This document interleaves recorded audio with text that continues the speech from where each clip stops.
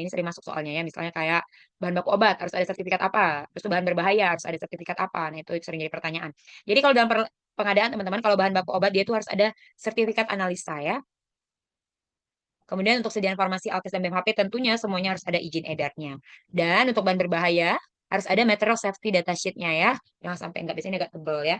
Dan diperhatikan juga dalam pengadaan expired date-nya.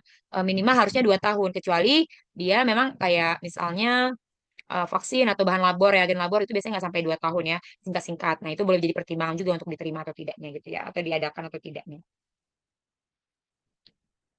Pengadaan obat itu dapat dilakukan ini. Jadi kalau namanya pengadaan obat, kita nggak harus hanya beli ya teman-teman, tapi juga bisa produksi sediaan farmasi sendiri ataupun dari hibah. Biasanya kalau puskesmas itu dia banyak hibahnya gitu ya, banyak sumbangannya.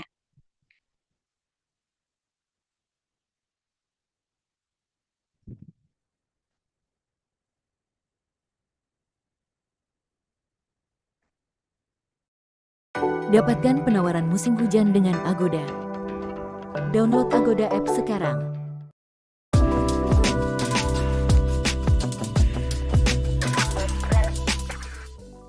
Oke, ini kita bahas ya. Pengadaan, hal yang perlu diperhatikan dalam pembelian. Jadi pembelian itu adalah rangkaian, rangkaian proses pengadaan untuk mendapatkan sediaan farmasi dan BMHP dari pemasok, jadi dari distributornya.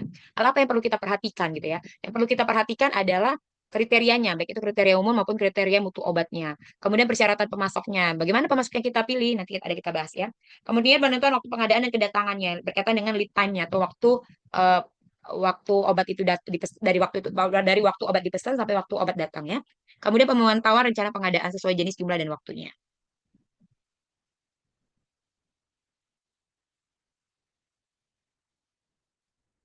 Ini ya teman-teman. Jadi kalau untuk rumah sakit pemerintah, dia harus sesuai dengan ketentuan pengadaan barang jasa yang berlaku pada Perpres nomor 16 tahun 2018 dan juga Perpres nomor 12 tahun 2021 ya.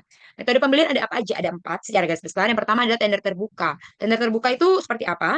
Dia itu bisa berlaku untuk semua distributor. Jadi bisa undangan ke siapapun boleh gitu ya. Nah, dia lebih menguntungkan dalam ketentuan harga karena kan semua orang tuh bersaing kan untuk kita pilih kan. Pasti mereka mau tuh yang sampai turun-turun menurun.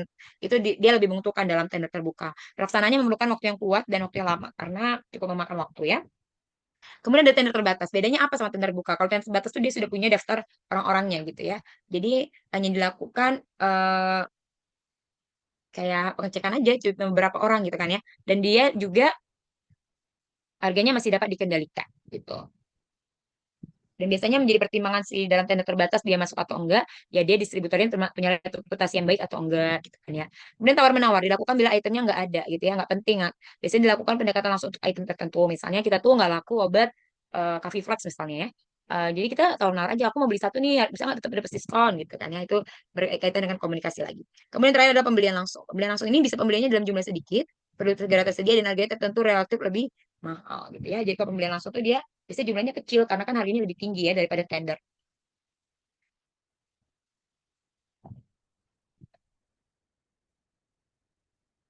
Ini informasi sedikit ya terkait dengan pelayanan kesehatan JKN harus melalui pembeliannya melalui e-katalog ya. Kalau di kita sih udah dikerjain ya itu. Oke, ini tuh salah satu pekerjaan kalian di dalam Permen Pan RB nomor 13 tahun 2021. Melakukan penilaian terhadap pemasok terkait dokumen farmasi. Ini jadi pertimbangan surveyor tadi ya, terkait dengan pemasok ataupun distributor. Jadi kualifikasinya, pemasoknya harus memiliki izin izin yang masih berlaku ya. Jangan sampai izinnya nggak berlaku dilamar-lamar aja gitu ya. Nah, kemudian boleh dilampirin juga surat SIPA apotekernya, surat izin berusaha, kemudian sertifikat CPOB-nya gitu itu boleh ya. Kemudian obat ditawarkan oleh pemasok telah memiliki nomor izin edar. Jika bahan baku impor dilengkapi dengan sertifikat GMP, Good Manufacturer's Practice ya, semua obat ternyata sudah pakai GMP. Nah, itu obat dan bahan obat yang sepadan dengan mutu yang dimiliki. Berkaitan dengan kualifikasi pemasok itu ada mutu produknya, reputasi produsennya, apakah dia pernah terlibat kriminal atau tidak, gitu kan, distributornya resmi kalau bisa, berbagai syarat yang lainnya, ketepatan waktu pengiriman dan juga mutu pelayanan ya, dan juga pemasoknya dapat dipercaya nih dan kebijakan lainnya ya, yang bisa dikembalikan kepada pengemas gitu. Ya itu terkait kualifikasi pemasok. Yang pasti dia harus punya izin, punya mutu, punya reputasi yang baik, punya obat-obatnya udah tanda tahu nanti sambil berjalannya waktu ya. Jadi kalau di puskesmas sendiri, teman-teman pengadaannya itu ada permintaan dan juga pengadaan mandiri. Kalau yang aku jelasin tadi itu lebih ke yang rumah sakit. Jadi Apa sih permintaan itu? Permintaan itu adalah permintaan rutin dan juga khusus. Permintaan rutin itu sesuai dengan jadwal yang disusun oleh Dinkes Kabupaten Kota. Nanti kita permintaannya melalui SIHA ya.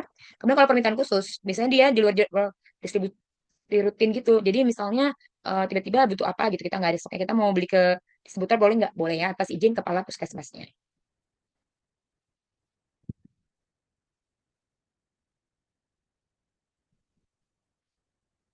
Nah, kalau terjadi kekosongan obat di distributor dapat melakukan pembelian obat di apotek ya, tapi dalam jumlah yang terbatas. Nah, aku bahas sedikit tentang surat pesanan ya, karena itu berkaitan dengan pengadaan.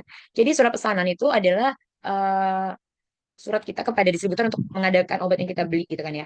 Menyusun surat pesanan dalam rangka pengadaan sedang farmasi Alkes dan BMHP ini adalah tugasnya dari apoteker ahli pertama. Jadi nanti kalian masuk itu jadi apoteker ahli pertama. Jadi surat pesanan itu ini standarnya ya. Kalau teman-teman mau tambahkan juga boleh. Kalau di dunia nyatanya ya. Nama apotek, nomor SIA, alamat, nama apoteker, nomor SIPA-nya, ke PT mana gitu ya. Terus tanggalnya ya. Terus diisi nomor, nama sediaannya, jumlahnya, dan keterangan.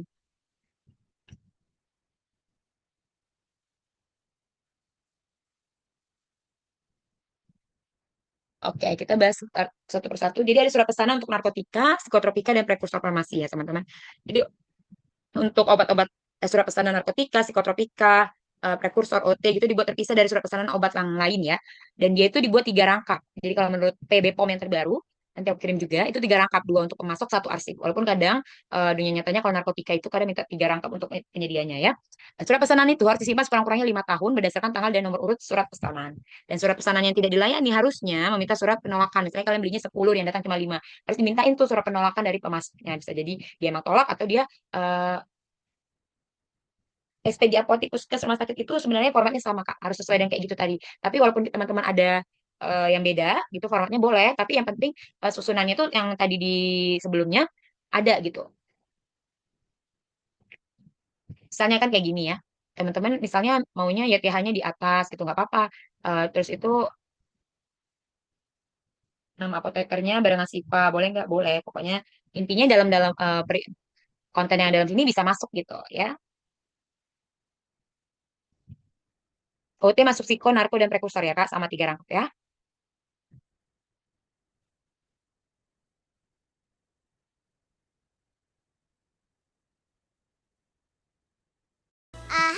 Dengan 4 kali DHA lebih tinggi, Fresh Flag ini diskon 20%. Shampoo aja nggak cukup, pakai suplemen conditioner. Pantene dengan provitamin dan kolagen bikin hingga 10 kali lebih kuat lawan rusak. Suplemen conditioner. Oke, kita lanjut ya. Nah, kalau dia penyaluran narkotika, psikotropika, prekursor, dan OT hanya dapat dilakukan berdasarkan surat pesanan LPLPO untuk puskesmas ya. Jadi kalau nggak ada surat surat pesanan dia bisa disalur. Bukan nggak? Kalau tiga rangkap itu untuk obat narkotika, psikotropika, prekursor, dan OT ya. Nanti aku kirimin aturannya ya.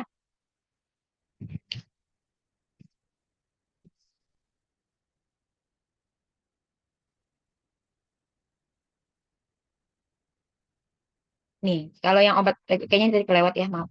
Jadi kalau misalnya obatnya reguler, dia tuh dibuatnya dua rangkap. Satu untuk pemasok, satu untuk arsip. Kalau yang tadi psikotropika, narkotika, prekursor, dan OT dia tiga rangkap. Sama aturannya kalau dia ada yang nggak dilayani juga harus ada surat penolakan, disimpan sekurang-kurangnya 5 tahun juga berdasarkan tanggal dan nomor urut pesanan.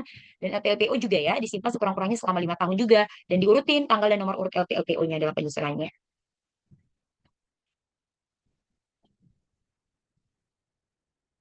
Ini tadi untuk yang sediaan reguler ya. Contohnya nanti yang buat psikotropika, narkotika aku jelasin. Ada di belakang. Nah, oke, surat pesanan itu teman-teman harus memuat untuk yang psikotropika, narkotika, prekursor dan OT, nama dan jabatan apoteker, kemudian nama, alamat, nomor telepon distributor. Intinya tuh formatnya seperti apapun harus ada ini gitu ya, teman-teman harus memuat hal-hal ini. Kemudian nama obat, bentuk sediaan, kekuatan, potensi, jumlah dalam bentuk angka dan huruf.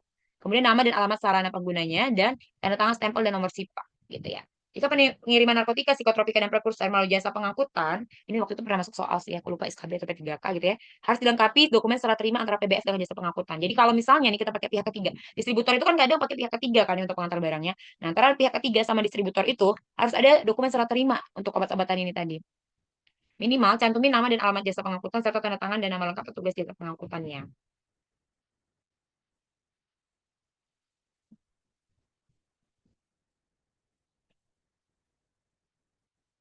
Dan ini contoh surat pesanan narkotika. Ingat ya, surat pesanan narkotika itu hanya dapat digunakan untuk satu jenis narkotika. Misalnya, fentanyl 10 miligram, gitu kan? Atau enggak nih, kodein 10 miligram tablet. Teman-teman beli kodein 10 miligram, kodein 20 miligram. Kan sama-sama narkotika. Boleh nggak jadiin satu surat pesanan, teman-teman? Coba, kalau dari yang di sini. Boleh nggak kalau nggak boleh kata Kak Melinda, nggak boleh kata kok. Ya, iya nggak boleh.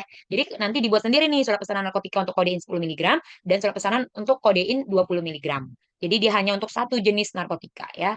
Ini contohnya nanti yang bertanda tangan itu nama APJ-nya, nama distributornya harus ditulis lengkap ya termasuk nomor telepon. Nah, dengan narkotika yang dipesan nanti ditulis nih narkotikanya apa, bentuk sediaannya, kekuatannya, jumlah dan bentuk angkai dan urutnya. Misalnya di jumlah itu dua, teman-teman tulis aja dua. Tapi di keterangan ditulis dua, terus itu DUA gitu ya. Harus tulis juga itu narkotika buat siapa dan alamatnya di mana. Baru nanti tanggal, nama, dan stempel, dan sifat. Ya. Ini satu surat pesanan hanya berlaku untuk satu jenis dan dibuat sekurang-kurangnya 3 rangkap.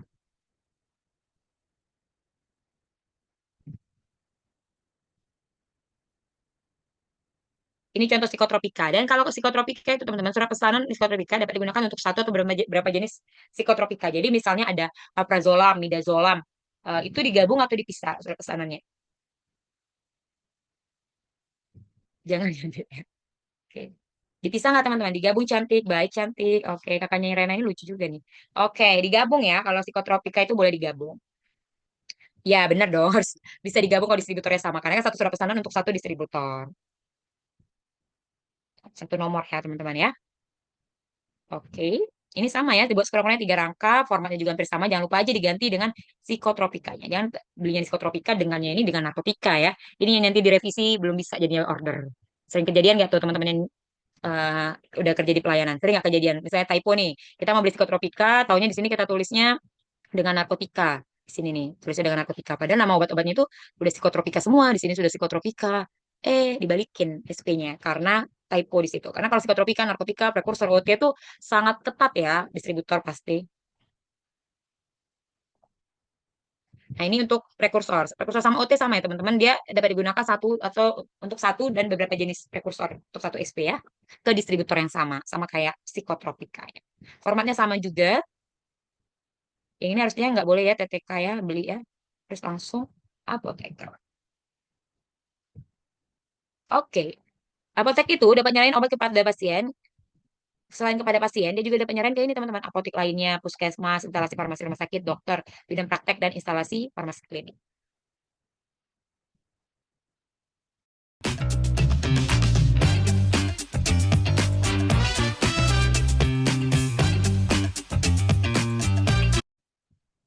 Nah, ini contoh permintaan obat. Kalau dari apotek misalnya di praktik mandirinya tuh obatnya habis gitu ya. Atau obatnya nggak tersedia, jadi mau beli obat ke apotek dia pakai surat permintaan. Terus itu ada belangko resepnya. Jadi tuh dilampirin kopi resep ya, dibuat 3 rangkap surat permintaannya itu. Dan satu surat permintaan ini hanya untuk satu resep.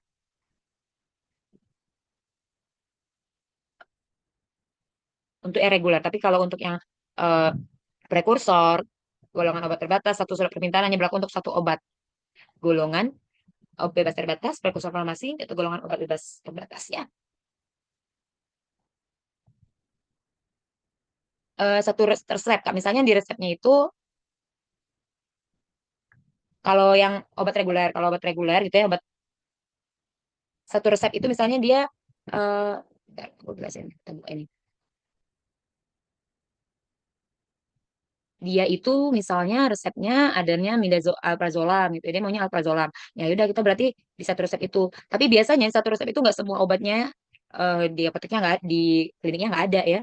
Tapi bisa salah satu aja. Nah itu harus pakai surat permintaan. Terus itu lampirin kopi resepnya.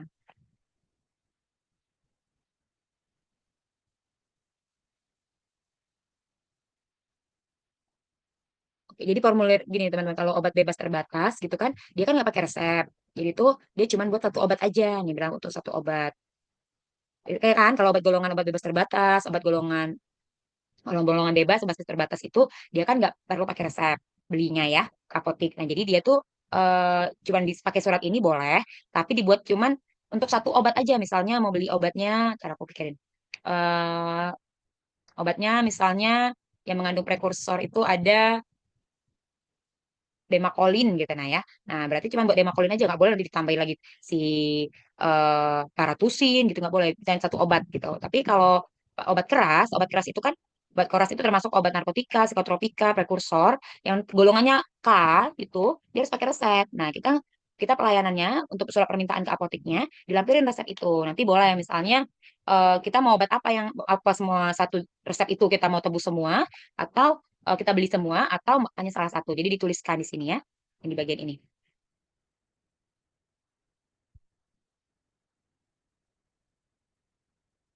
Gitu. Gimana Kak? Paham nggak Kak Gitri, Kak Yono?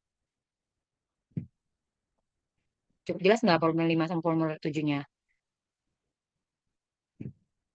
Iya, jadi misalnya dari klinik gitu ya, mau harusnya kan tapi sekarang tuh seringan ya teman-teman kalau di lapangannya gitu ya, di lapangannya kita tuh beli-beli obat aja di apotek kan kalau dari klinik mana gitu mau beli obat pakai resep gitu kan ya.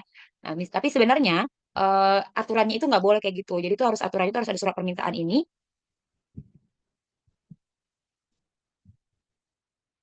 nah aku jelasin dulu ya. Jadi kalau misalnya eh, dari kliniknya, misalnya mau nyetok obat gitu ya, obat dia tuh mau ngelayanin resep ini.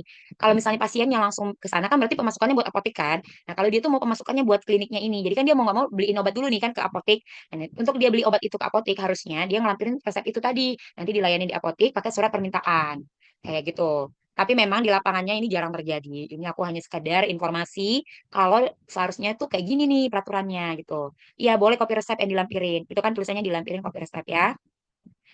Karena kalau nggak kopi resep, nanti kalau psikotropik itu kan kita harus punya aslinya ya di tempat kliniknya ya. Ini kopi resep.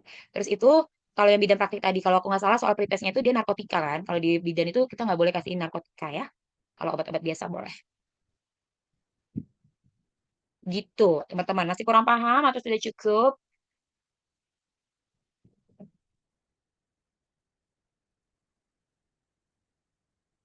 Cukup. Oke. Siapkan jas hujan dan senyum untuk perjalanan dengan Agoda. Download Agoda app sekarang. Dikejar tagihan? Santai aja. Kan di Dana Fintech bisa nyicil. Oke, kalau tadi kan kalau pengadaan itu teman-teman ada namanya tadi pembelian, kemudian ada diproduksi sendiri gitu ya, dan ada juga yang namanya tadi sumbangan atau hibah. Kita lanjut ke produksi. Jadi produksi itu biasanya ini untuk rumah sakit yang sudah besar, rumah sakit tipe A, tipe B gitu biasanya sudah punya instalasi farmasi yang bagian produksinya. Nah, ini dia itu mencakup kegiatan untuk membuat, merubah bentuk dan pengemasan kembali sediaan farmasi steril atau non steril untuk memenuhi kebutuhan pelayanan kesehatan di rumah sakit. Gitu ya. Kriteria sediaan farmasi yang diproduksi apa aja. Dia itu sediaan farmasi dengan volume khusus. Misalnya nih teman-teman, dia itu kadang kan dokter tuh udah punya formulir resep masing-masing gitu ya. Dan itu tuh udah jadi resep rutinnya pasien dia tuh ada pasti kayak gitu. Kita boleh tuh dibikinin jadi diproduksi itu boleh diproduksi misalnya kayak misalnya kulit deh, dia tuh ada biasanya campuran salepnya A, B, C. Nah, kita udah bisa bikin produksi sendiri dulu, nanti dibuat jadi banyak. Nah, itu nanti ketika pasiennya ada di resep itu kita boleh kasih. Nah, itu sediaan farmasi dengan formula khusus. Karena di pasaran kan dia nggak ada kan formula khusus itu. Kemudian sediaan farmasi dengan mutu sesuai standar yang harga lebih murah. Misalnya kita belinya dalam besar kalau kita beli kecil-kecil dia lebih mahal daripada kita beli besar. Kita beli besar terus kita produksi sendiri jadi lebih kita bikin kemasan kecil. Itu boleh ya. Sediaan farmasi yang memerlukan kemasan kembali itu juga tidak tersedia di pasaran tapi sama kayak formula khusus ini ya. Atau mungkin sediaan farmasi yang kita nggak sedia di pasaran tuh kayak misalnya di pasaran punyanya cairan berapa persen, sedangkan dokter itu pakainya kadar yang lebih rendah lagi, maka harus ada pengenceran. Dia nggak tersedia di pasaran, maka kita bisa lakukan itu di produksi. Kemudian sediaan farmasi untuk penelitian dan sediaan farmasi yang harus selalu dibuat baru karena dia tidak stabil, jadi harus selalu dibuat baru. Itu juga termasuk dalam produksi ya. Nah, ini jadi sediaan farmasi yang diproduksi. Ini contohnya ya, teman-teman. Misalnya untuk produksi sediaan steril, bisa pembuatan sediaan steril kayak kasa steril. Ini tapi belum banyak sih rumah sakit yang produksi kayak gini. Kemudian non steril, misalnya buat puyer, buat sirup, buat salep, buat kapsul, pengemasan kembali, pengenceran, itu masuk dalam produksi non steril ya. Ini tadi kan rata-rata bisa biasa dengan volume khusus atau dengan tersedia di pasaran, maka dilakukan produksi ini. Nih, produksi non steril misalnya pembuatan sirup ada sirup omeprazol, mineral mix, klorhidrat, ini contoh aja ya. Kemudian salep itu salep luka bakar, kembali misalnya alkohol yang awalnya dia kita beli itu lebih murah 1 liter nih, kita mau sedangkan di unit-unit butuhnya yang 60 mili, berarti kita kemas kembali dalam bentuk 60 mili. H2O itu H2O2 juga, povidone iodin juga ya, chlorhexidin juga. Pengenceran juga misalnya antiseptiknya yang kita beli itu lebih pekat dia, kita maunya di lapangan dia lebih yang lebih encer, nah maka dilakukan si produksi tadi. Itu juga salah satu kegiatan dari pengadaan ya produksi ini karena kan dia memenuhi kebutuhan kita tadi. Nah, ini nanti cuman kayak tahapan pengemasan kembali gitu loh teman-teman. Jadi kayak awalnya nanti nyiapin dulu catatannya, terus labelnya, nyiapin ruangannya gitu kan, peralatannya yang biasa teman-teman lakukan kalau teman-teman mau ngeracik obat. Nah, itulah. Kemudian nyiapin timbangannya, jangan lupa dibersihkan semua areanya. Pastiin lagi jumlahnya yang dikemas, timbangannya gitu ya. Kemudian kalau sudah terus itu dilakukan pembuatan ya. Setelah pembuatan jangan lupa ada label kemasannya lagi dibuat ya. Kemudian dibersihkan juga arenanya, arena pengerjaannya ya, area pengerjaannya.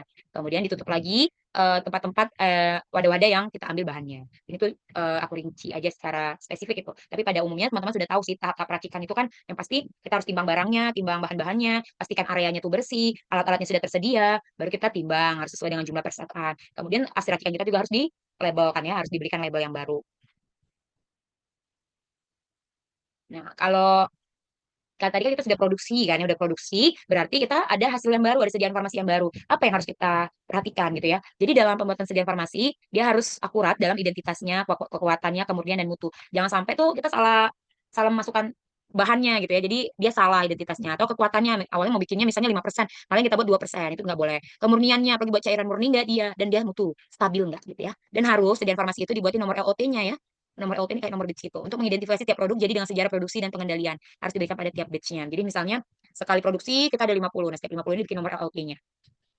Nomor LOT itu biasanya ada kode-kodenya. Kodenya misalnya kode untuk pembuatan hari ini misalnya ada bulannya, ada tanggalnya kayak gitu ya.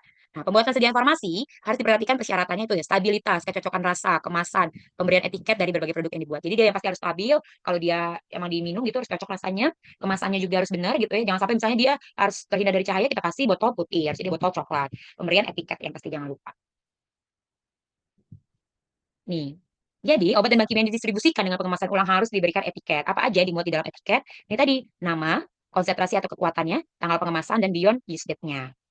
Apa bedanya beyond use date dan tanggal expired atau tanggal kadaluarsa, teman-teman? Ada yang tahu nggak?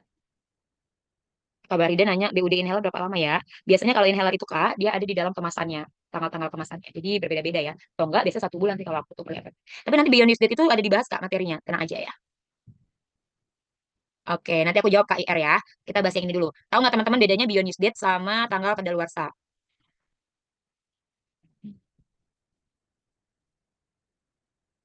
Ya, benar ya. Jadi beyond use date itu batas waktu pemakaian ya. Itu kita bisa pakai produk tersebut gitu. Misalnya dia beda dengan tanggal kadaluarsa. Tanggal kadaluarsa itu biasanya eh, sebelum produknya dibuka.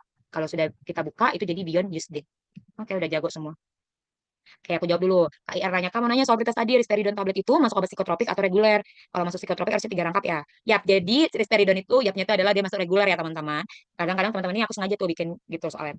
Dia kan mikirnya itu obat ini ya, pasti dokter spesialis jiwa ya. Jadi untuk penenang gitu. Biasanya rata-rata penenang itu masuk psikotropik kan. Ada banyak obat-obat penenang itu yang tidak masuk psikotropik. Salah satunya risperidon. Dia jadi reguler, jadi 2 rangkap aja. Satu buat pemasok, satu buat arsip kita. Gitu ya, KIR. Cukup jelas kah? Siap sama-sama. Gunakan pinjaman Ada Kami sesuai kebutuhan kamu ya. Dengan limit hingga 80 juta dan cicilan sampai 12 bulan. Ada Kami selalu. Oke, yang terakhir tadi dari pengadaan kita bisa dapat juga barang itu dari sumbangan atau drop-in. Biasanya di puskesmas nih banyak ya. Nah, sumbangan atau drop-in itu sistemnya, prinsipnya, pengelolaannya itu mengikuti kaidah umum pengelolaan kerjaan farmasi. Mulai dari kayak penyimpanannya, pendistribusiannya, sampai nanti ke administrasinya itu semua mengikuti kayak kita pembelian gitu ya. Jadi mengikuti kaidah umum. Nah, yang pasti teman-teman, kalau namanya sumbangan atau hibah itu, yang perlu teman-teman perhatikan adalah dia tetap harus melakukan pencatatan pelaporan terhadap penerimaan dan penggunaan. Apalagi ini namanya barang pemerintah ya, teman-teman. Itu tuh kalau di pemerintahan nanti biasanya setiap bulan itu ada laporan persediaan untuk obat BMHP itu ada ya. Nah, itu jadi obat-obat yang kita beli, obat-obat yang kita keluarkan selama 1 bulan, itu ada laporannya nanti di setiap bulan direkap, dilaporkan ke bagian, kalau di sini namanya ke BPKAD ya, Badan ke BPKAD. Nah, nanti termasuk obat hibah. Jadi bukan obat-obat yang kita beli aja, termasuk obat sumbangan, obat hibah, itu dimasukin dalam laporan persediaan. Maka harus ada pencatatan pelaporannya. Dan ketika kita melakukan sumbangan, bukan hanya kita terima aja, tapi harus ada BAST-nya ya, dokumen administrasi lengkap dan jelas. Seluruh kegiatan penerimaan harus disertai dengan dokumen administrasi yang lengkap dan jelas itu dia ada BIST-nya, dan sekarang itu BIST itu teman-teman harus sampai harga barangnya juga berapa, karena di laporan persediaan itu ada termasuk harga barang. Nah, kemudian penyediaannya juga harus sesuai dengan kebutuhan pasien di rumah sakit. Jangan sampai ini kita terima obat sumbangan hibah, sumbangan atau hibah tadi, padahal di rumah sakit itu nggak ada pemakaian itu, atau di puskesmas nggak ada pemakaian itu, lebih baik tidak usah diterima, karena itu menyebabkan desktop aja dan jadi kadaluarsa di kita aja. Tuh ya, ini 3 hal penting dalam sumbangan atau hibah. Oke, sampai sini materinya udah selesai. Ada pertanyaan nggak untuk sampai pengadaan? Karena selanjutnya kita mau masuk ke soal-soal. Ada pertanyaan atau hal yang belum jelas atau sudah cukup jelas terkait dengan pemilihan, perencanaan, dan pengadaan?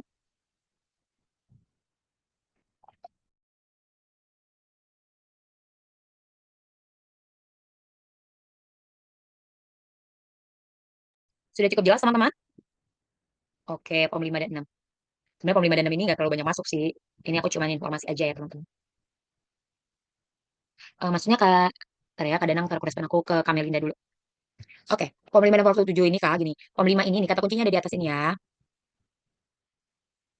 Ini untuk golongan obat keras ya, Kak. Kalau formulir 7 dia untuk obat terbatas. Kalau obat keras itu kan tentunya dia perlu resep. Nah, kalau dari Vaskes gitu dia tuh mau beli obat ke apotik harusnya tuh pakai surat permintaan, bukan asal aja beli obat. Nah, dia itu beli obatnya harus sesuai dengan resepnya. Jadi harus ada resepnya memang gitu. Jadi maksudnya ini mengutamakan mereka tetap beli ke distributor. Jadi beli ke apotik itu hanya hanya karena mendesak aja gitu ya. Hanya karena ya dibutuhkan pasien saat itu dan dia tidak ada stoknya. Jadi dia harus beli ke apotik. Itu pakai surat permintaan formulir 7. Kalau dia termasuk obat gerak, obat keras, obat narkotika, obat psikotropika maupun prekursor yang golongan obat keras. Nah, itu harus dilampirkan kopi resepnya, dan obat apa aja yang mau dibeli dituliskan aja di sini. Jadi misalnya di resepnya itu ada 5 jenis obat keras ya, Kak. Dia mau beli 2 obat keras aja boleh, ditulis aja nanti di dalam kolom ini. Nama obatnya, bentuk sediaannya, kekuatan potensinya, jumlahnya mau berapa. Misalnya dalam resep tulisnya 10, kita punya 5, kita mau beli 5 aja, tulis aja 5 gitu. Dan tulis juga nomor resepnya, tanggal resepnya, nama pasiennya ya. Itu untuk yang obat keras atau obat lambang K ya, Kak. Nah, kalau di obat bebas terbatas, walaupun dia prekursor tapi di obat bebas terbatas itu kan dia nggak perlu pakai resep ya kan. Dia itu biasanya kita beli ya bebas aja nggak pakai resep. Nah, itu nggak usah pakai resep, tapi aturannya dia cuma berlaku untuk satu obat golongan obat bebas terbatas atau prekursor farmasi gitu ya. Jadi misalnya dia mau beli Demacolin, ya udah taruhnya Demacolin aja di sini. Satu permintaan ini nggak boleh, dia tulis Demacolin, dia tulis Paratusin, tulisnya lagi Grantusif gitu ya. Nggak boleh gitu, yang satu obat aja gitu ya. Gimana Kak Melin, paham? Oke, siap. Ini ya Kak, kalau yang obat terbatas itu tuh kebutuhan harian obat. Jadi dia tuh kayak mau nyetok pengobatan di tanggal ini. Misalnya dia tuh udah beli ini ke distributor, tapi distributornya nggak datang. Sedangkan obat itu banyak yang dicari kan, lumayan tuh omsetnya. Jadi dia mau beli nih ke apotek lain. Pakai dia surat permintaan formulir 7 ini. Dia mau beli berapa? Misalnya belinya 50 tablet gitu. Dikasih tahu dia tuh mau untuk pengobatan pada tanggal berapa gitu. Tapi nggak perlu pakai resep.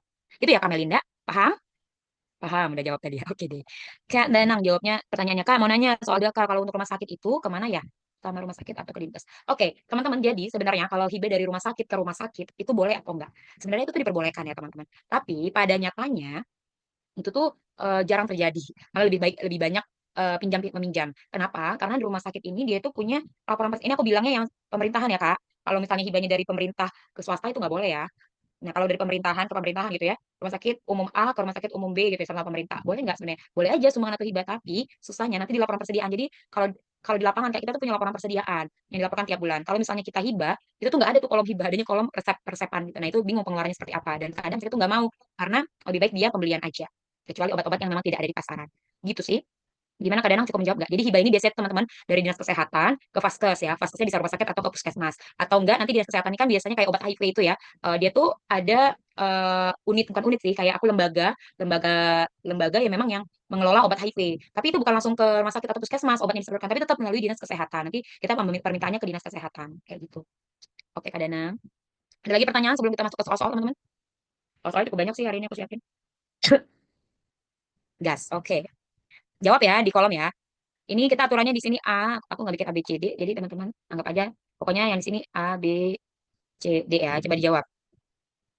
Rumah sakit X akan melakukan pemesanan obat yang terdiri dari obat paracetamol, 500 mg tablet 5 box, obat mengandung pseudoephedrine HCl 2 box, ergotamin 3 box, dan kodein 10 mg 5 box, dan fentanyl 2 box. Berapa jumlah surat pesanan yang dibuat? Pada jawab semua. Wih, banyak banget. Ini jawabannya beda-beda ya. Ada jawab C, ada jawab B. Oke, kita coba lihat jawabannya ya.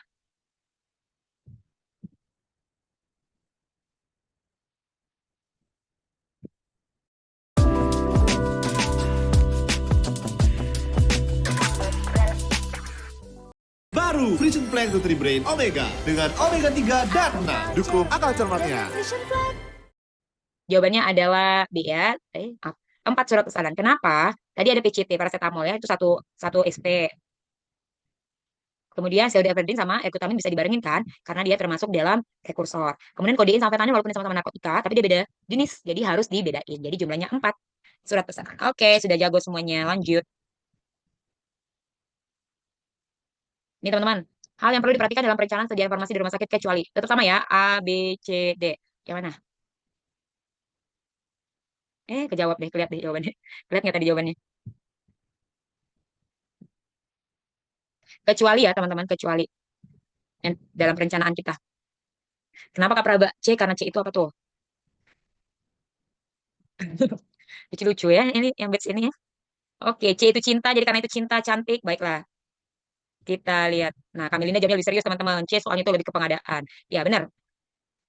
Jawabannya adalah yang C ya, ketersediaan distributor. Karena itu tidak mempengaruhi dalam perencanaan. Kecuali dia ketersediaan di pasaran. Ada lapar ya makan ngomongin cilok cimol. Oke, lanjut. Di bawah ini, yang bukan menjadi kriteria dalam pemilihan pemasok dalam pengadaan perbekalan farmasi adalah, ayo Kak Yono, jangan cari pacar dulu. Fokus nih, ininya bahas soal. Ayo teman-teman, apa jawabannya? A, B, C, atau D? Urutan A, B, C, D-nya sama ya. Memiliki reputasi yang baik, dapat dilakukan retur barang mendekati kadaluarsa, industri farmasi memiliki sertifikat CDOB, harga obat sesuai dengan mutu obat. Jago nih, Kak Gitri Finanda, seharusnya CPOB. Kakak pilih yang apa jawabannya? C ya? Ya, benar ya. Jawabannya adalah yang bukan, itu adalah yang industri farmasi memiliki sertifikat CDOB, harusnya CPOB. CDOB ini buat siapa ya, teman-teman? Ya, buat distributor ya, atau PBF ya. Ya, siap, Kak. Cari status dulu, kita lanjut. Ini, teman-teman. Puskesmas dapat melakukan permintaan obat di luar waktu terjadwal menggunakan LPLPO kecuali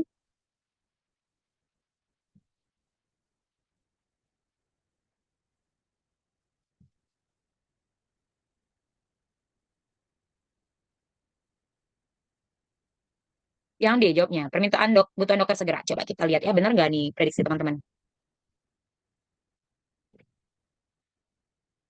Ya, jadi kalau kita permintaan obat di luar waktu rutin, yaitu diperbolehkan kalau kebutuhannya meningkat. Terjadi kekosongan obat dan ada kejadian luar biasa. Jadi kalau permintaan dokter segera itu kita nggak bisa nih minta ke dinkes di luar waktu rutin. Oke, udah jago semua. Antiseptik yang dikemas ulang pada etiket harusnya memuat kecuali.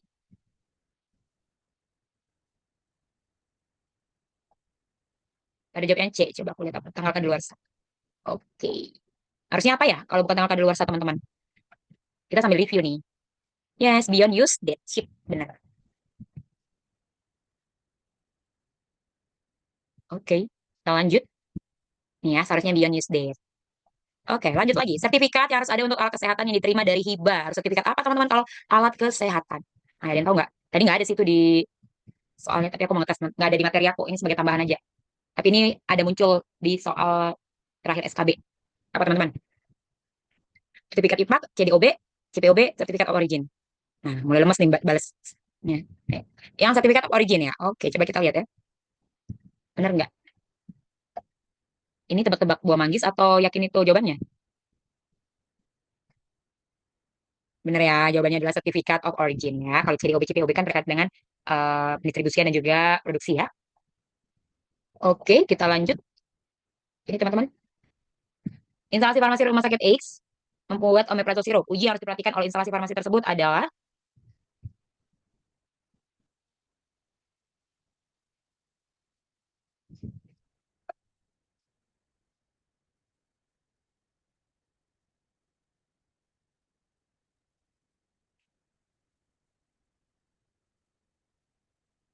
ada yang nanya IPAK itu apa? IPAK itu izin penyaluran alat kesehatan ya Kak. Ini dari bantu jawab nih sama Kak Praba.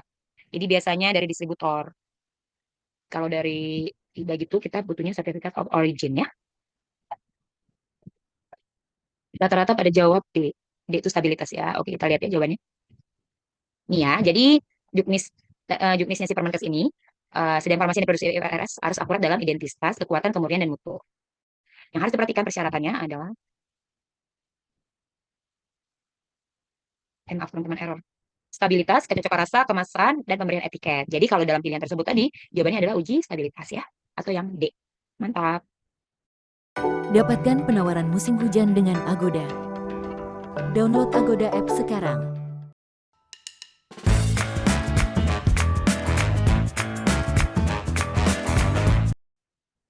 Penulisan resep 80% sesuai formularium. Hal tersebut menandakan bahwa harusnya kan 100% tuh. Nah, ini dia 80%. Kenapa tuh kira-kira? Kayak gini-gini teman-teman, kalau soal SKB yang terakhir keluar tuh lebih kayak ke pemahaman, analisis kasus gitu. Jadi kalau analisis kasus kan berarti kita teorinya harus mantep ya. Jadi kasus seperti apapun kita bisa cepat. Oh, jawabannya? Udah itu. Bentar. Ada yang jawab A, ada yang jawab B. Ada yang jawab telah terjadi efisiensi pelayanan obat kepada pasien, belum maksimal dalam elemen efisiensi pelayanan obat kepada pasien. Jawabannya adalah ini teman-teman. Jadi terkait dengan PMK nomor 109 tahun 2008 itu tentang mutu ya, mutu yang di Kemenkes. Jadi penulisan resep itu harus sesuai formularium. Nah, tujuannya adalah tergambarnya efisiensi pelayanan obat kepada pasien. Aduh, salah maaf. Bentar aku clearing dulu. Ini kan. Nah, kalau misalnya dan itu standarnya adalah 100%. Kalau dia nggak 100%, berarti belum efisiensi pelayanannya ya. Jadi jawabannya yang B, belum maksimal dalam efisiensi pelayanan obat kepada pasien. Di bawah ini tidak termasuk perbekalan farmasi ya, teman-teman. Cepet banget ya punya semua ya. Jago nih. Ya, kemasan ya. Jadi yang masuk perbekalan farmasi adalah obat-obatan. Ini soal sebelumnya ya, teman-teman. Obat-obatan, bahan kimia, bahan radiologi, alat kesehatan habis pakai, alat kedokteran, dan gas medik. Itu termasuk perbekalan farmasi. Kadang tuh kita suka lupa nih gas medik masuk perbekalan farmasi ya. Ini masuk ya, teman-teman. Lanjut. Di bawah ini merupakan kategori dalam perbekalan farmasi rumah tangga. Apa, teman-teman? Kita banyak bahas ini karena kita tadi kan bahas pemilihan. Pemilihan itu kan jenis ya. Dan jenis-jenis. Jadi aku masukin soal-soal kayak gini ya. Perawatan mata, antiseptik dan desinfektan. Perawatan kesehatan fisik, perawatan kimia klinik. Pada jawabnya yang B. Oke. Coba kita lihat. Benar ya. Ini ya, kategori PKRT itu ada tisu kapas, sediaan untuk mencuci, pembersih, produk perawatan bayi dan ibu, antiseptik dan desinfektan, pewangi, pestisida rumah tangga. Jadi, kalau dari pilihan yang ada, kita jawabnya adalah antiseptik dan desinfektan. Sip, mantap. Lagi, teman-teman. Peranan komite farmasi terapi penting di rumah sakit terkait dengan kebijakan penggunaan obat di rumah sakit. Di bawah ini bukan termasuk tugas dari komite farmasi terapi. Pak.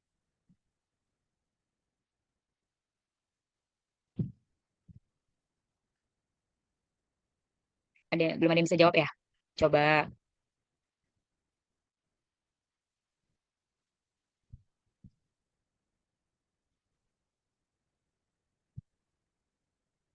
Sebenarnya yang B sama C, B sama D ini sama nih, teman-teman.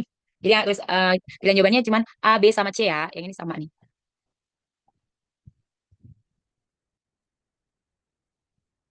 Yang ini ya, C ya, Kak Pipi ya, jawabnya.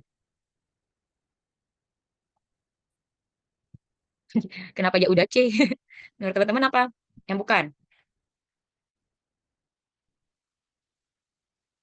Nih ya, jadi yang bukan adalah menyediakan informasi untuk membuat kebijakan yang berhubungan dengan sediaan farmasi. Itu bukan tugas dari KST. KST itu lebih ke arah menyebarluaskannya ya, informasi terkait kebijakannya.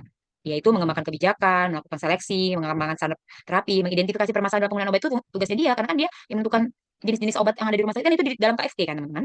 Terus itu melakukan intervensi dalam meningkatkan penggunaan obat, mengkoordinir penata laksanaan OTT, dan mengkoordinir pelaksanaan penata laksanaan medication error. Yang berkaitan dengan permasalahan obat itu semua ada di tugasnya KST ya. Kalau terkait dengan kebijakan penggunaan obat, nanti dia menyebar luaskannya ya. Oke. Oke, sudah selesai ternyata teman-teman. Pas banget 1,5 jam hari ini. Berarti agak cepat. Apakah ada pertanyaan lagi?